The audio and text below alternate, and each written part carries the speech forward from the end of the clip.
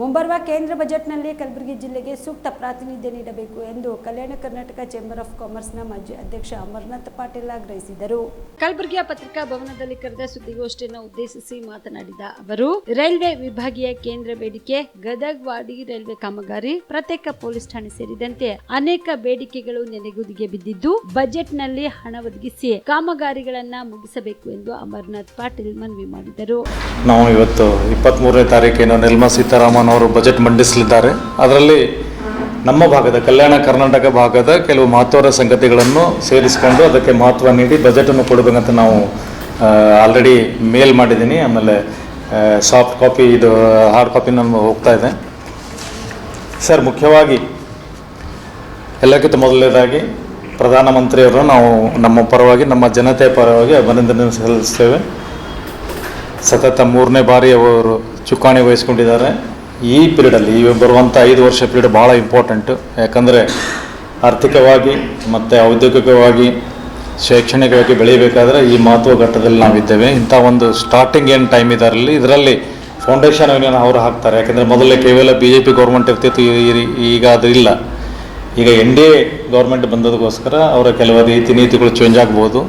So ನಮ್ಮ ಕಲ್ಯಾಣ ಕರ್ನಾಟಕಕ್ಕೆ ಮುಖ್ಯವಾಗಿ ಈ ಬೆಳವಣಿಗೆ, ಆರ್ಥಿಕವಾಗಿ ಬೆಳವಣಿಗೆಗೆ ಏನು ಸಹಕಾರಿ ಆಗ್ತದೆ ಅನ್ನೋದನ್ನು ನಾವು ಮನವಿ ಮಾಡಿಕೊಂಡಿದ್ದೇವೆ.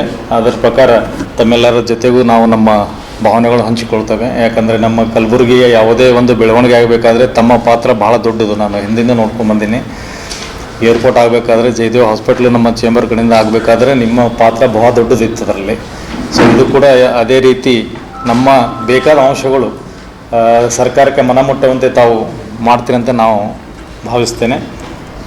ಸರ್, ಮೊದಲನೇದಾಗಿ ನಾವು ತೊಗೊಳ್ಬೇಕಂದ್ರೆ ಆರ್ಟಿಕಲ್ 371J ಏನಿದೆ, ಪರಿಣಾಮಕಾರಿಯಾಗಿ ಮೂಡಿ ಬರ್ತಾ ಇಲ್ಲ. ಕೇವಲ ಹೆಸರಿಗೋಸ್ಕರ 371 ಇದೆ. ಸೊ ಎಜುಕೇಷನು ಸ್ವಲ್ಪ ಎಂಪ್ಲಾಯ್ಮೆಂಟಲ್ಲಿ ಏನೋ ಸ್ವಲ್ಪ ಪ್ರಾಫಿಟ್ ಆಗ್ತಾ ಇದ್ರೆ, ಔದ್ಯೋಗಿಕವಾಗಿ ಈಗೇನು ವಿದರ್ಭ ಮತ್ತು ತೆಲಂಗಾಣ ಯಾವ ರೀತಿ ಔದ್ಯೋಗಿಕವಾಗಿ ಡೆವಲಪ್ಮೆಂಟ್ ಆಗಿವೆ, ಇವತ್ತು ನೋಡಬೇಕಾದ್ರೆ ಆಂಧ್ರದಲ್ಲಿ 63 ಸ್ಪೆಷಲ್ ಎಕನಾಮಿಕ್ ಝೋನ್ಸ್ ಕೆಲಸ ಮಾಡ್ತಾ ಇವೆ. ನಮ್ಮಲ್ಲಿ ಒಂದಕ್ಕೂ ಅವಕಾಶ ಇಲ್ಲ. ಸೊ ಈ ರೀತಿ ಕಾಂಪಿಟೇಷನ್ ಮಾಡಲಿಕ್ಕೆ ಆಗೋದಿಲ್ಲ. ಈ ಸ್ಪೆಷಲ್ ಎಕನಾಮಿಕ್ ಝೋನ್ಸ್ ಅಂದರೆ 5 ವರ್ಷ ಇನ್ಕಮ್ ಟ್ಯಾಕ್ಸ್ ಇರೋದಿಲ್ಲ, 5 ವರ್ಷ GST ಇರೋದಿಲ್ಲ. ಸೊ ಕಾಸ್ಟ್ ಆಫ್ ಪ್ರೊಡಕ್ಷನ್ ಲೆಕ್ಕ ಹಾಕಿ ಅವ್ರ ಜೊತೆ ನಾವು ಕಾಂಪೀಟ್ ಮಾಡಬೇಕು. ಮತ್ತು ಆಂಧ್ರ ಗೌರ್ಮೆಂಟ್ ಕೂಡ, ಈ ತೆಲಂಗಾಣ ಗೌರ್ಮೆಂಟ್ ಕೂಡ ಎಷ್ಟು ರಿಯಾಯಿತಿ ದರದಲ್ಲಿ ಈ ಇಂಡಸ್ಟ್ರಿಯಲ್ ನಿವೇಶನಗಳನ್ನು ಹಂಚ್ತದೆ, ದೊಡ್ಡ ದೊಡ್ಡ ಕಂಪ್ನಿಗಳನ್ನ ಯಾವ ರೀತಿ ಹಿಡ್ಕೊಂಡು ಬರ್ತಿದೆ, ಮತ್ತು MSMEಗಳು ಅದ್ರ ಕೆಳಗಡೆ ಏನು MSMEಗಳು ಯಾವ ರೀತಿ ಬೆಳವಣಿಗೆ ಆಗ್ತದೆ ತಮಗೆಲ್ಲ ಗೊತ್ತಿದೆ.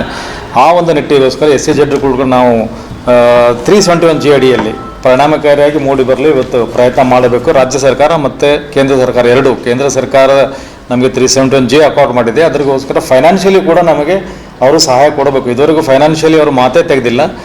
ವಿದರ್ಭಗೆ 371 ಇದೆ, ಅವ್ರಿಗೆ ಕೊಡ್ತಾ ಇದ್ದಾರೆ, ತೆಲಂಗಾಣ ಕೊಡ್ತಾರೆ, ನಾರ್ತ್ ಈಸ್ಟರ್ನ್ ಸ್ಟೇಟ್ಸ್ಗಳಿಗೆ ಕೊಡ್ತಾ ಇದ್ದಾರೆ. ಸೊ ನಾವೇನು ಪಾಪ ಮಾಡಿದ್ದೀವಿ, ನಮಗೆ ಯಾಕೆ ಕೊಡ್ತಾ ಇಲ್ಲ? ಇಲ್ಲಿ ಕೂಡ ನಮ್ಮ ಪರ್ ಕ್ಯಾಪಿಟಲ್ ಇನ್ಕಮ್ ಏನು ನಾವೇನು ಭಾಳ ಮುಂದುವರೆದಿಲ್ಲ. ಅತ್ಯಂತ ಹಿಂದುಳಿದ ದೇಶದಲ್ಲಿ ಅತ್ಯಂತ ಹಿಂದುಳಿದ ಭಾಗ ಅಂತಂದರೆ ನಮ್ಮದು ಬರ್ತದೆ, ಕಲ್ಯಾಣ ಕರ್ನಾಟಕ ಬರ್ತದೆ. ನಾವು ಪ್ರಧಾನಮಂತ್ರಿಗಳನ್ನು ಮತ್ತು ನಿರ್ಮಲಾ ಸೀತಾರಾಮನ್ ಅವರು ನಾವು ಈ ಮೂಲಕ ವಿನಂತಿಸಿಕೊಳ್ತೇವೆ, 371J ಪರಿಣಾಮಕಾರಿ ಮೂಡಿ ಬರಲು ದಿಟ್ಟ ಹೆಜ್ಜೆಗಳನ್ನು ಇಡಬೇಕಂತ ನಾವು ಕೇಳಿಕೊಡ್ತೇವೆ. ಸರ್, ಸುಬೇದಾರ್ ಕೇರ್ ಆಸ್ಪತ್ರೆ ಕಲಬುರಗಿ ನಗರದ ಸೇಡಂ ರಸ್ತೆಯಲ್ಲಿರುವ ಟ್ರಾಮಾ ಎಮರ್ಜೆನ್ಸಿ 24x7 ಸೇವೆ ಲಭ್ಯ.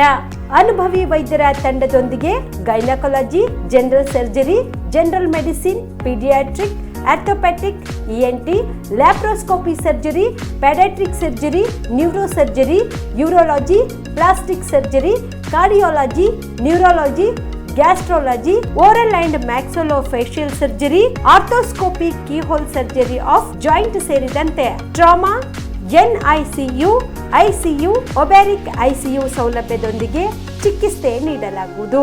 ಸುಬೇದಾರ್ ಕೇರ್ ಆಸ್ಪತ್ರೆಯಲ್ಲಿ ದಿನದ 24 ಗಂಟೆ ಎಮರ್ಜೆನ್ಸಿ ಚಿಕಿತ್ಸೆ ನೀಡಲಾಗುವುದು. ಹೆಚ್ಚಿನ ಮಾಹಿತಿಗಾಗಿ ಸಂಪರ್ಕಿಸಿ ಸುಬೇದಾರ್ ಕೇರ್ ಆಸ್ಪತ್ರೆ, ಇನ್ಕಮ್ ಟ್ಯಾಕ್ಸ್ ಆಫೀಸ್ ಎದುರುಗಡೆಗೆ, ಸೇಡಂ ರಸ್ತೆ, ಕಲಬುರಗಿ. Mobile number 9483517777.